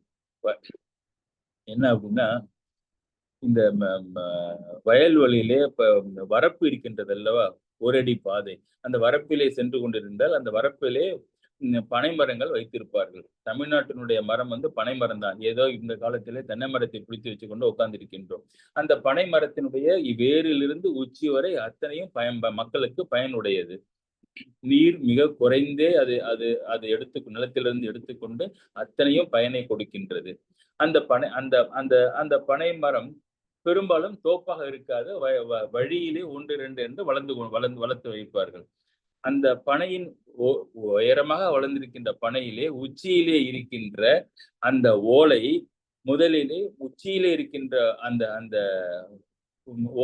ஓலை கற்றையிலே சில ஓலைகள் நீர் வற்றி மஞ்சள் கலராக ஆகிவிடும்.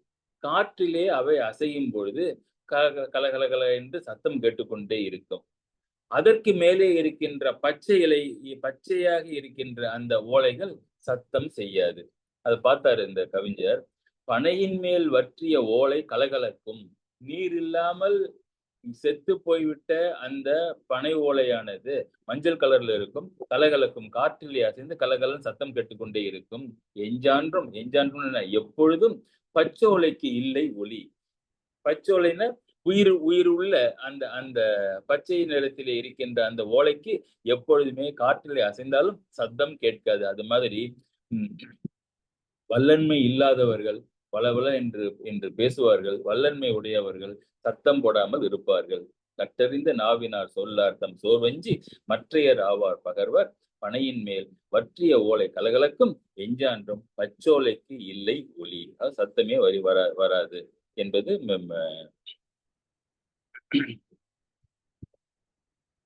இந்த குறள். அடுத்து 199.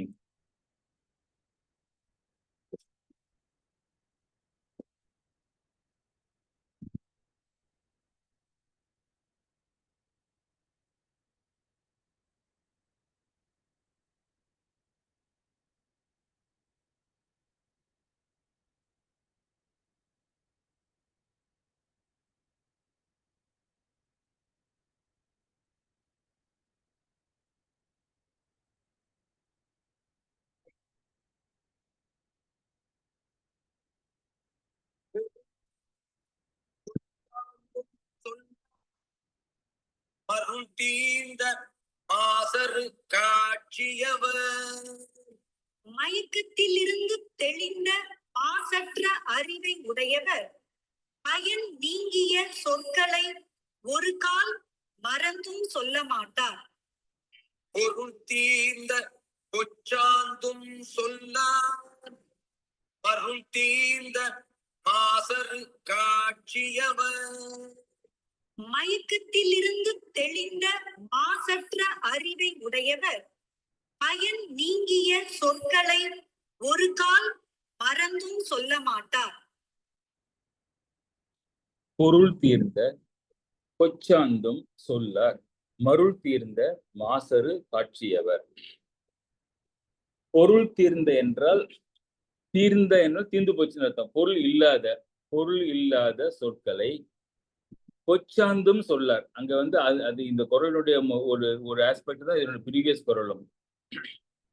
பொச்சாந்தும் என்றால் மறந்தும் சொல்லார். பொருள் இல்லாத சொற்களை மறந்தும் சொல்ல மாட்டார்கள். யாரு சொல்ல மாட்டாருங்கிறது இன்னொரு டெஃபினேஷன் இங்க கொடுத்தார்.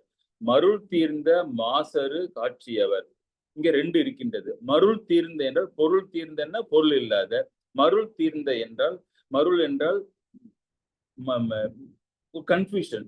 மெய்ப்பொருள் அல்லாதவற்றை மெய்ப்பொருள் உண்மை பொருள் என்று தவறாக நினைத்துக் கொள்ளுதல் மருள் தீர்ந்த. அத்தகைய குற்றம் இல்லாத மருள் தீர்ந்த மாசு அரு என்றால் மாசுனாலே குற்றம். அதாவது ஒன்றை தெரிந்தும் ஒரு பொருளினுடைய உறுதி பொருளை தெளிவாக காணாதிருப்பது மருள். அது மாசு அரு குற்றம் நீங்கிய.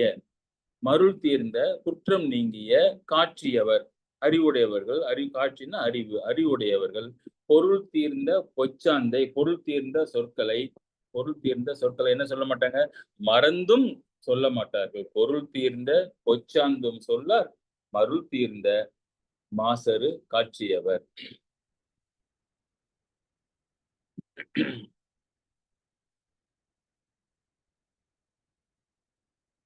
அடுத்து இந்த அதிகாரத்தினுடைய கடைசி குறள்.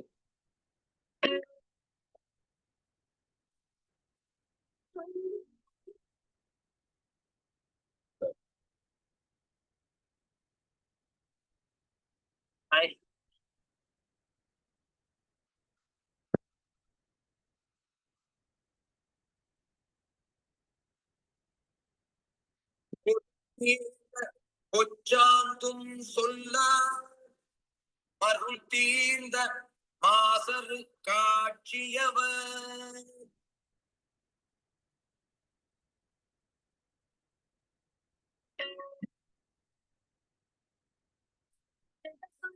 பயனுடைய சொல்லி பயனிலாற்றும் மற்றவருக்கு பயனை கொடுக்கும் சொல்லை பேச வேண்டும். பயனே இல்லா சொல்லும் வந்தால் பேச்சை நிறுத்த வேண்டும். பேச்சை நிறுத்த வேண்டும். சொல்லுக சொல்லி பயனுடன் சொல்ல சொல்லி பயனிலாச்சு.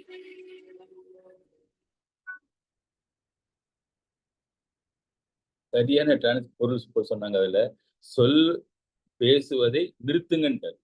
இப்ப கடைசி குறள் பயனில் சொல்ல 10 குறள்ல எப்படி அரேஞ்ச் பண்ணிருக்காரு அப்படின்னா, ஒரு ஒரு அதிகாரத்திலும் ஒரு ஒரு மெத்தட்ல ஹி டிசைன்ஸ் த கண்டென்ட்.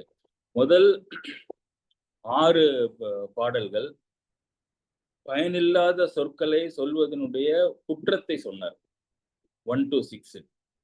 7, 8, 9 அவ்வாறு அல்லாமல் பயனுடைய சான்றோர்கள் பயனில்லாத சொற்களை சொல்ல மாட்டார்கள் என்று பயனில்லாத சொற்களை பேசாதவர்களை பற்றிய குணத்தை சொன்னார். 7, 8, 9. 10 கன்க்ளூஷன் ஒண்ணு சொல்லணும்ல. கன்க்ளூஷன்ல என்ன பண்ணாருன்னா, ரெண்டுக்கும் மிடில்ல வச்சார். எதை சொல்ல வேண்டும் எதை சொல்லக்கூடாது என்று தன்னுடைய அறிவுரையை சொல்லி அந்த அதிகாரத்தை முடிக்கின்றார். அதான் சொல்லுக சொல்லில் பயனுடைய, சொல்லுக சொல்லில் பயனுடைய.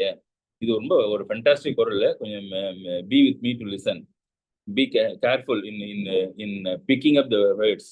சொல்லுக சொல்லில் பயனுடைய, சொல்லுக சொல்லில் பயனுடைய. சொற்களில் பயனுடைய சொற்கள் இருக்கும், பயனற்ற சொற்கள் இருக்கும். அது இம்ப்ளைடு. அதனால சொல்லுக என்று சொன்னால் வள்ளுவர் எதை சொல்லுவாரு? அதுவும் இந்த குறள்ல, அதுவும் முத்தாய்ப்பா கடைசி குறள்ல பயனுடைய சொற்களைத்தானே சொல்லுவார். அதனால சொல்லுக சொல்லில் பயனுடைய. ஓகே, இது மாத்திரம் சொன்னாலே போதும். அப்ப வாட் இஸ் த கொரோலரி? அந்த தீரம் படிச்சு அதுக்கு ஒரு கான்ட்ரா இருக்கும்ல. இதுக்கு என்ன கான்ட்ரா? சொல்லுக சொல்லில் பயனுடைய. பயனுடைய சொற்களை சொல்லுக என்றால் பயன் இல்லாத சொற்களை சொல்லாது ஒழியுங்கள் என்பது இம்ப்ளைட். அது சொல்லவே வேண்டாமே. ஆனால் வள்ளுவருக்கு ஒரு சிக்கல் இங்கே. அவருக்கு மொத்தம் 2 வரியிலே பாட்டு எழுத வேண்டும், 7 சீர் இருக்க வேண்டும். சொல்லுக சொல்லில் பயனுடைய என்று தன்னுடைய கருத்தை 3 சீரில முடிச்சிட்டாருன்னா, நம்மள வளவலன்னு எவ்வளவு நேரம் பேசுறோம் பாருங்க. அப்ப இன்னும் எனக்கு எடுத்துக்கொண்ட அந்த இலக்கண அமைப்பிலே இன்னும் 4 சீர்கள் இருக்கின்றதே நான் ஏதாவது சொல்லியாக வேண்டுமே என்ற கட்டாயத்தினால சொல்ல வேண்டாத ஒன்றை என்ன சொன்னாரு? இதுக்கு திருப்பி போட்டாரு. சொல்லுக சொல்லில் பயனுடைய, சொல்லற்க சொல்லில் பயனிலா சொல். அது ரொம்ப அப்படியே it is begging. Those words are begging to be picked up Valluvar and be there in that line. சொல்லற்க சொல்லில் பயனிலா சொல். சொல்லாதீர்கள் சொற்களிலே பயனில்லாத சொற்கள். இப்ப யாருக்கு இருந்தாலும் இவ்வளவு தூரம் கேட்டவங்க சொல்லலாம். சொல்லுகன்னு சொல்ல அந்த குரல்ல அடுத்த 2 வார்த்தை என்ன பண்ணிருப்பாரு வள்ளுவர்? பயனுடைய சொற்களை சொல்லுகன்னு சொல்லியிருப்பார். சொல்லற்க சொல்லாதீர்கள் என்று முடிக்க அப்படின்னு சொன்னா சொல்லாதீர்கள், சொற்களிலே பயனில்லாத சொற்களை சொல்லாதீர்கள். ஃபைன். இது கடைசி குறள். 2யும் சேர்த்து ஒரு டூ ஒரு டோன்ட் 2யும் அப்படியே ப்ரெடிக்ட் பண்ற மாதிரி எழுதிட்டார். வெயிட், அப்படி எழுதுவாரா வள்ளுவர்? ப்ரெடிக்ட் பண்ற மாதிரி எழுதுவாரா? எழுத மாட்டாரு. அப்ப என்ன அப்படின்னு சொன்னா, இந்த குறள்ல எத்தனை பியூட்டி இருக்கு பாருங்க. 5 முறை ஒரே சொல் வருகின்றது. சொல்லுக சொல், சொல்லிர் சொல் பயனுடைய, சொல்லற்க சொல், சொல்லிர் சொல் இருக்கு, பயனிலா சொல். 5 சொற்கள் வருகின்றன. சொல்லுக சொல்லிர் பயனுடைய சொல், சொல்லற்க சொல்லிர் பயனிலா சொல். என்ற ஒவ்வொரு சொல்லிலும் அந்த சொல் என்பது ஒரே பொருளிலே வருகின்றது. அது வேற, வெவ்வேறு பொருள் இல்லாமல் ஒரே பொருளிலே வருகின்றது. அதுக்கு அணி, அந்த பாட்டு இலக்கணத்துக்கு பேரு சொல் பொருள் பின்வரும் நிலை அணி. ஒரே சொல் திருப்பி வருகின்றது, அதே பொருளிலே வருகின்றது என்றால் சொல் பொருள் பின்வரும் நிலை அணி. நம்ம பெரும்பாலும் ஒரே சொல் வெவ்வேறு பொருள்களிலே வருகிறதா பார்த்திருக்கிறோம். இது ஒரு வேறுபட்ட அணி. சொல் பொருள் பின்வரும் நிலை அணி. ஒரே சொல் ஒரே பொருளிலே திருப்பி வருகின்றது. சரி, சொல்லுக சொல்லில் பயனுடைய. இப்ப இந்த சொல் இருக்கின்றது,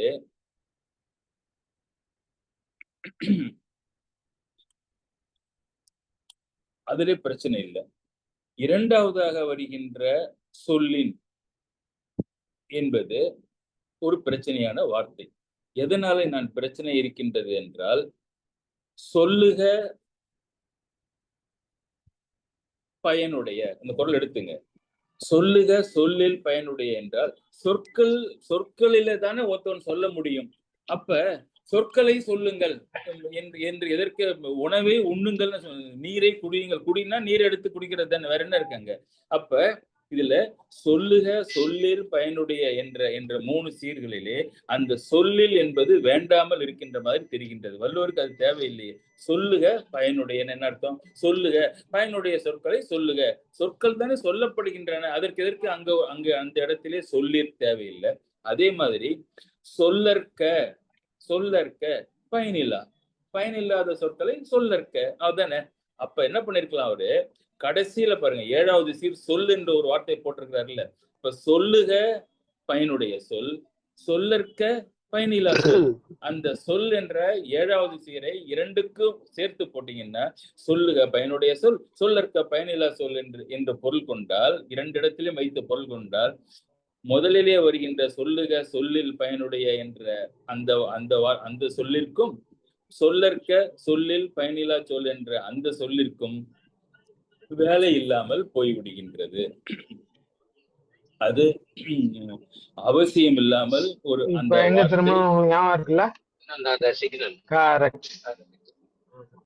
அந்த அந்த வார்த்தையானது அங்கு தேவையில்லாமல் இருக்கின்ற மாதிரி தெரிகின்றது. 2 வழியிலுமே அந்த சொல்லின் என்பது தேவையற்றதாக இருக்கின்றதா என்றால், அங்கே வள்ளுவர் வேறொரு பொருளையும் அந்த வார்த்தையிலே சொல்கின்றார். சொல்லுக சொல்லின் பயனுடைய என்றால், நீ சொல்லிதான் ஆக வேண்டும் என்று அடம்பிடித்தால், சொற்களிலே பயனுடைய சொற்கள்ங்கிற அர்த்தம் மாத்திரம் இல்ல. அதுல சொல்லுக சொல்லின் பயனுடைய, சொல்லின் பயனுடைய, நீ சொல்ல வேண்டும் என்ற ஒரு கட்டாயத்திலே நீ இருந்தால், பயனுடைய சொற்களை அங்கே தயவு செய்து சொல்லற்க, சொல்லில், பயனில்லா சொல். அவ்வாறு இல்லை என்றால் சொல்லற்க பயனில்லா சொற்களை ஒருபொழுதும் உன் சொற்களிலே வைத்து நீ சொல்லாதே என்று உடன்பாடு முகத்தாலும் சரி, எதிர்முறை முகத்தாலும் சரி, பேசத்தக்கன பேசத்தகாதன தவிர்த்து வாழ வேண்டுவதை அந்த கடைசி பொருளிலே சொல்லின் என்பது ரொம்ப முக்கியமானது. என்னன்னா, பேச நேர்ந்தால் என்றால் Valluvar don't want you to speak. அப்படி நேர்ந்தால், அப்படி அந்த அக்கேஷன் வந்ததுன்னா நீ பயனுடைய சொல்லிவிட்டு போ என்ற ஆங்கிலத்துல ஒண்ணு இருக்கு. If thou desire to be held wise, அதாவது if you want others to treat you as a wise person, be so wise as to hold your tongue. அப்ப நீ ரொம்ப புத்திசாலியா இருக்கணும்னு நினைச்சேன்னா, உன்னை மற்றவர்கள் நினைக்க வேண்டும் என்று நினைத்தால், நீ ரொம்ப புத்திசாலியாக உன்னுடைய வார்த்தை நாவை அடக்கு. If thou desire to be held wise, be so wise as to hold thy tongue. அது ஷேக்ஸ்பியர் நினைக்கிறாரு. சரி, இப்ப இதனுடன் நம்ம இந்த அதிகாரத்தினுடைய பயனில் சொல்கின்ற 10 குறளையும் முடித்தார்.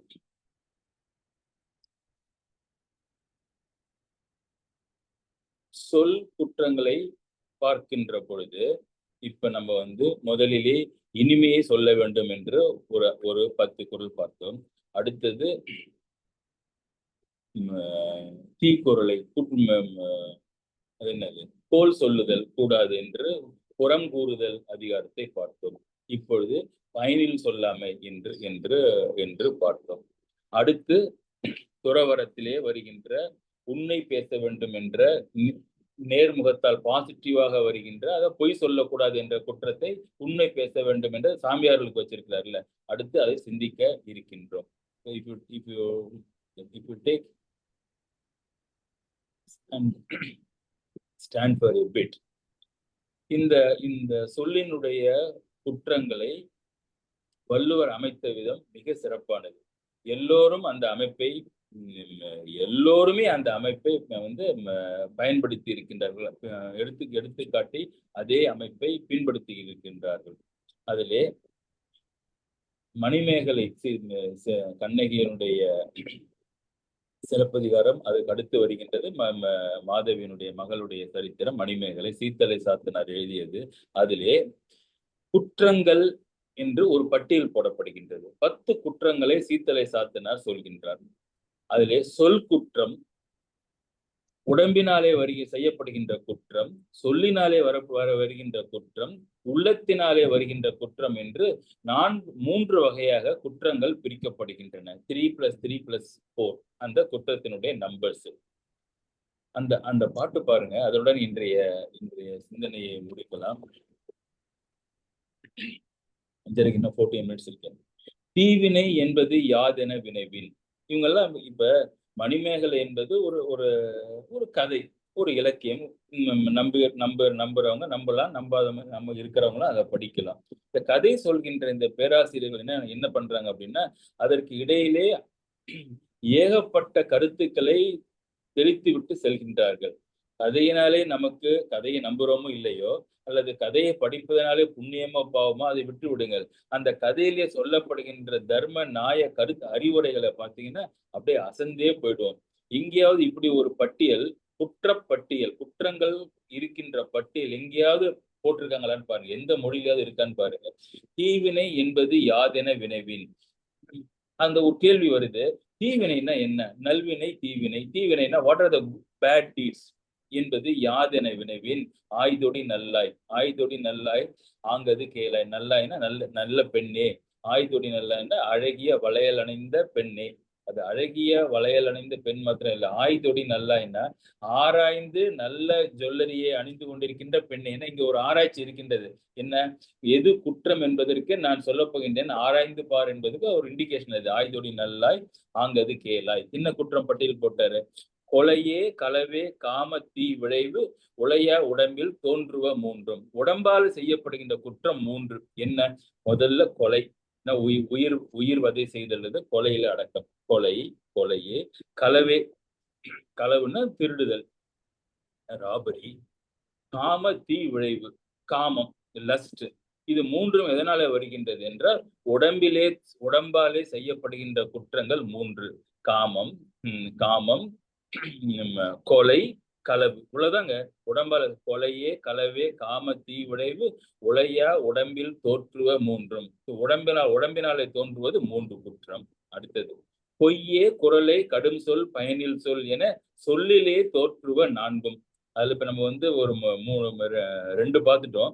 பொய்யே அடுத்து பார்க்க போறோம். பொய்யே, குரலைன்னா புறம் கூறுதல், கோல் சொல்லுதல், குரலை. கடும் சொல்னா கோபத்துடன் வேர்ட்ஸ் அட்டட் இன் ஆங்கர், கடும் சொல். பயனில் சொல், இப்ப வள்ளுவர் சொன்னது பயனில் சொல் என.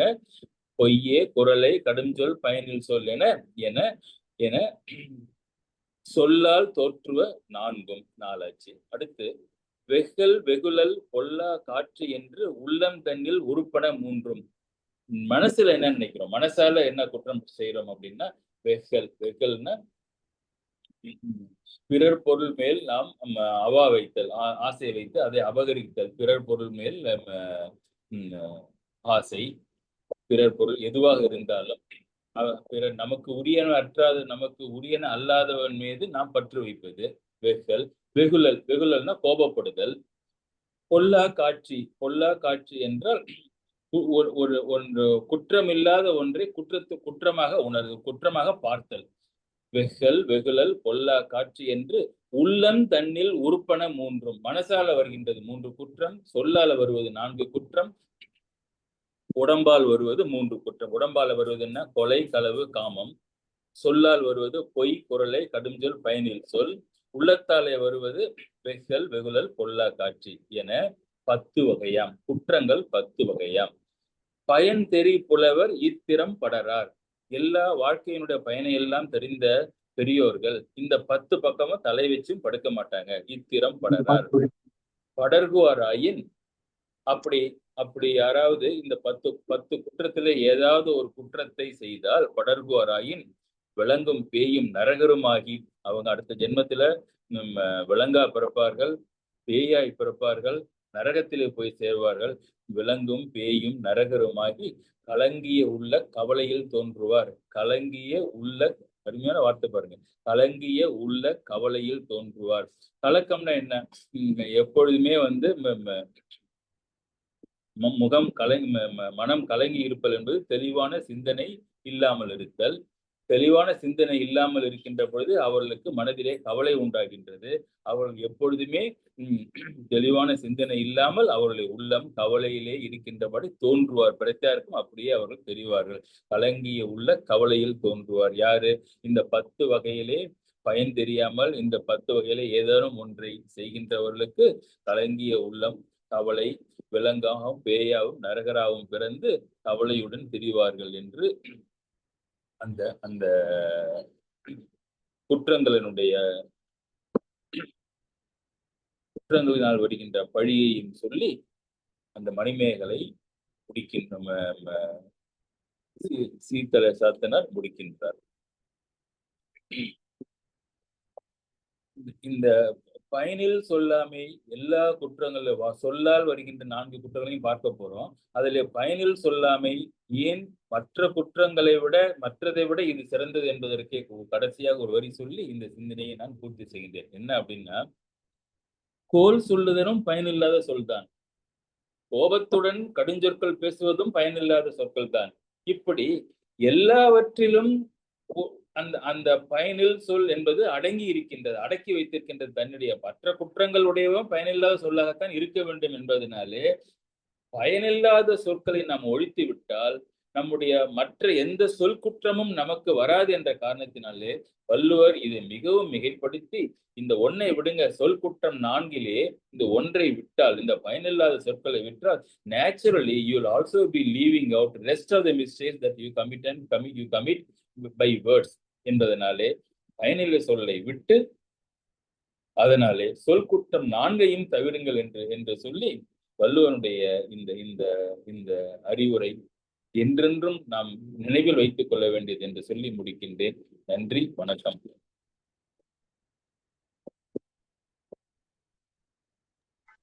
வணக்கம் சார். வணக்கம் வணக்கம். வணக்கம் சார். 5 குரலும் முடிச்சிட்டீங்க. அதுல அந்த 196 அது அந்த குரல் எனக்கு தெரிஞ்சிருந்தாலும் இன்னைக்கு அந்த பதடின்றதுக்கு நீங்க எத்தனையோ ரெஃபரன்ஸ் கொடுத்தீங்க இன்னைக்கு. ஆமா, பதடின்றது எங்க இதுல ராமாயணத்துல எல்லாத்தையும் அதுல வருது இதுல வருதுன்னு சொல்லிட்டு ரொம்ப நல்லா சொன்னீங்க. அது அப்புறம் நாலடி ஆட்பாடல், அந்த பாடல் தெரியாது எனக்கு, நீ தெரிஞ்சுக்கிட்ட ஒண்ணு கற்றறிந்த நாவினார், அந்த அந்த நாலடியார் சொன்னது. நான் இந்த சீத்தலை சாத்தனார் எழுதின ஒன்று கூட படிக்கல சார், மணிமேகலையே கிடையாது.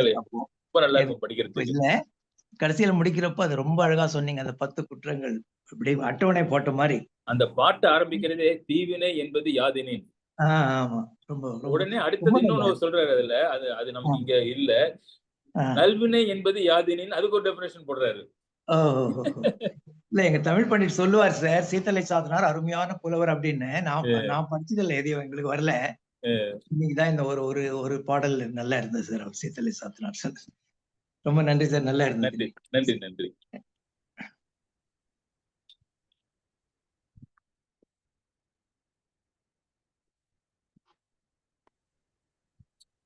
வணக்கம் செல்வம்.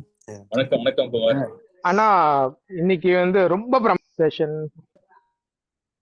சொல்லுங்க.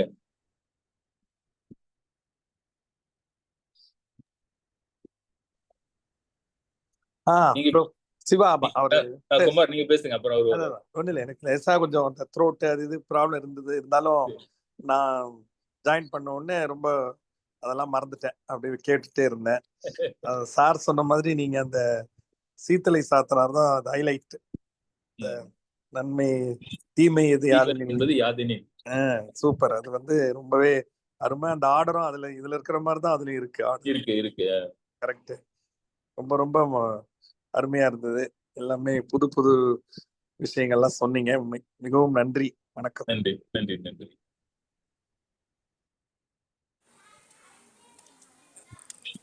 இன்டர்நெட் எந்த அளவுக்கு எனக்கு கை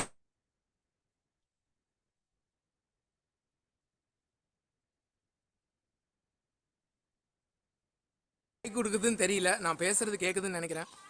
கேக்குது.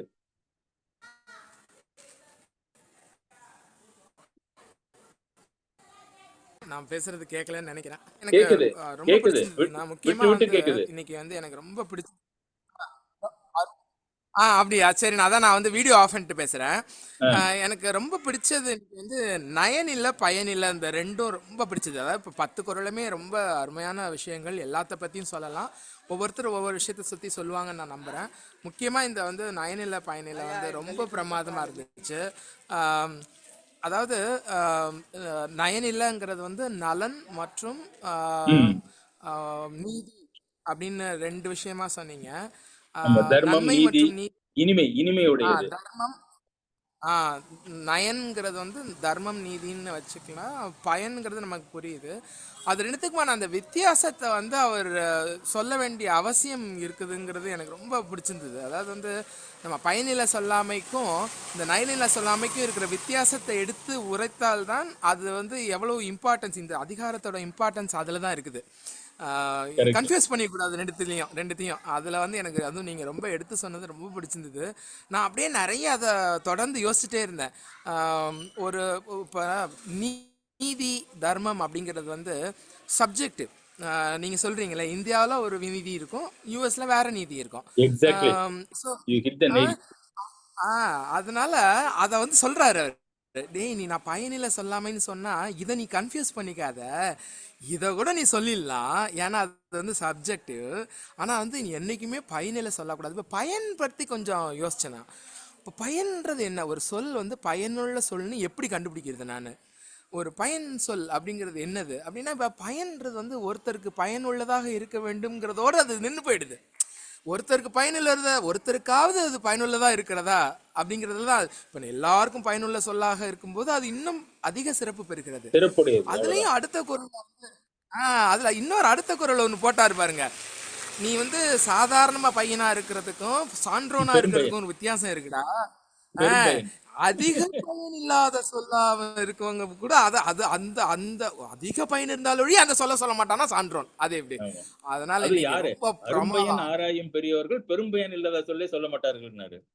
பாருங்க அந்த அரும்பயன் ஆய்ந்து அதன் பின் சொல்வார்களாம். ரொம்ப பிரமாதம். இன்னைக்கு வந்து அதாவது நீ எங்க இருக்கிற அந்த நிறைய வந்து நம்ம லூஸ் டாக் பண்றோம் இல்லையா, அதுல நீ எங்க இருக்கிற இந்த சான்றோன்னா அதுக்கு எத்தனையோ டெஃபினேஷன்ல இதையும் ஒரு டெஃபினேஷனா அவர் சேர்க்கிறாரு. எனக்கு ரொம்ப பிடிச்சிருந்தது. இன்னைக்கு இந்த தொடி எனக்கு ரொம்ப பிடிச்சிருந்தது. இந்த மாதிரி விஷயங்களுக்காக தான் செல்வண்ணாவோட உரையை கேட்கணும். அதாவது பின்னாடி நான் சொல்ல போறேன், எது வந்து பயன் இல்லை அப்படிங்கிறத சொல்ல போறேன். அதை நீ ஆய்ந்து பார்க்க வேண்டும். நான் ஏன் ஓன்ட்ட சொல்றேன்னா, இந்த நகையை கூட நீ ஆய்ந்து எடுத்து போட்டுக்கிற, அதனால நான் ஓன்ட்ட சொல்றேன். ஓன்ட்ட சொன்னா அப்ப அது பயனுள்ள சொல்லாயிடுது. இந்த சொல் யார்கிட்ட ஒரு விஷயம் சொல்றோங்கிறத பொறுத்து ஒரு சொல் பயனுள்ள சொல்லாவும் பயன் இல்லாத சொல்லாவும் ஆயிடுது இல்ல. பாருங்க, இது அது ஒரு ஒரு இன்டோனேஷன் இதுல. அப்படியே பயங்கரமா சபாஷிட்டான் வாய் திறந்து. பிரமாதம். அது நீ யாருக்கிட்ட சொல்றங்கிறத பொறுத்து. அப்ப சான்றோனாக பயனுள்ள சொல்லாக சொல்ல வேண்டும் என்றால் நீ பயனுள்ள சொல்லையே யார்கிட்ட சொல்றங்கிறதுலயும் இருக்குதுங்கிறது ரொம்ப பிடிச்சிருந்தது எனக்கு. இன்னைக்கு வருது சபையறிதல்ங்கிற அதிகாரத்துல வருது. அதெல்லாம் தொடர்ந்து பார்ப்போம். Today I think Professor Chitra has joined. Let us see whether we can invite her. Sir, I was very happy with today's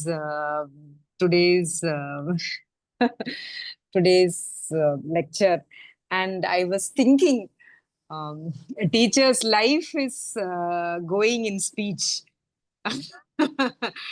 Then how much thought we have to put into what we have to say, and if we have to be so careful about our speech, then how do we show the right path to the people who are depending on us to show them the right path, right? So yes. Do you have anything to share on that? If you literally heed to Valluvar's advice, don't open the mouth. Because it's a ஞானத்தின் வரம்பு மௌனம். So the end of knowledge, intelligence is silence.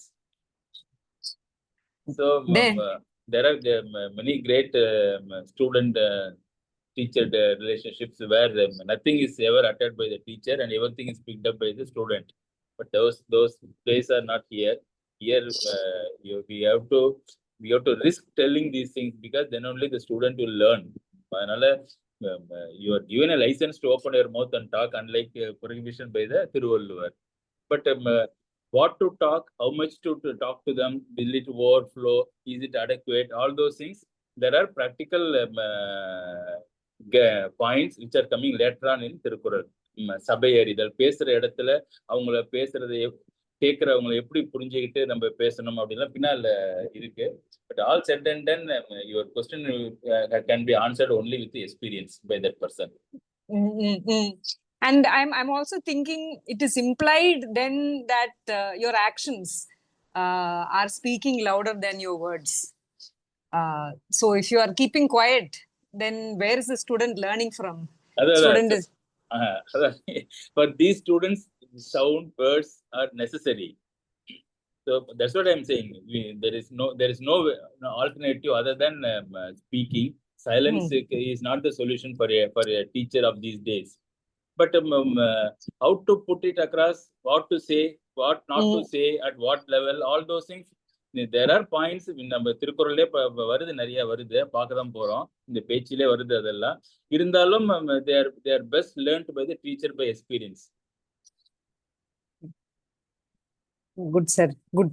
And I especially liked the comparison of Bharatan with Raman.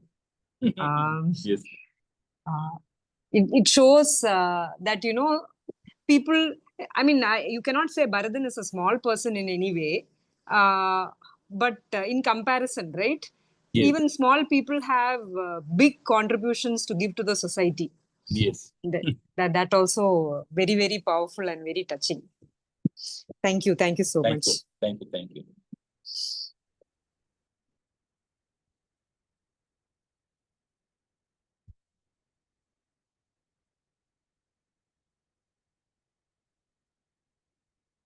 Sairam விடை பிரிஞ்சிட்டாருன்னு நினைக்கிறேன்.